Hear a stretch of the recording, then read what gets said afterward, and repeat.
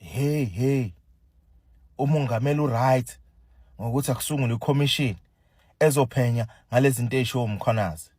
Hayibo. uMkhwanazi uyiphoyisa nje. Ezinto ayisho nje uthi ziwubugebengu.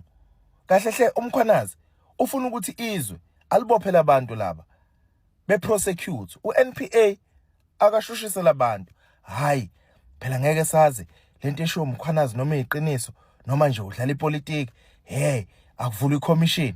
Uzothi ke mase iCommission isivezile ukuthi kwenzakalani, then ke bese kuboshwa abantu.